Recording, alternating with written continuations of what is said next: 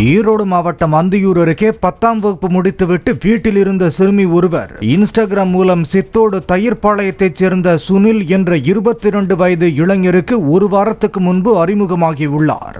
இவர்கள் பைக்கில் பர்கூர் மலைப்பகுதிக்கு சென்றுவிட்டு திரும்பும்போது இருசக்கர வாகனம் நிலை தடுமாறி கீழே விழுந்ததில் சிறுமி உயிரிழந்தார். தட்டக்கரையில் விபத்து நிகழ்ந்ததாக கூறப்படும் இடத்தில் ஆய்வு செய்த போலீசார் சம்பவம் குறித்து விசாரித்து வருகின்றனர்.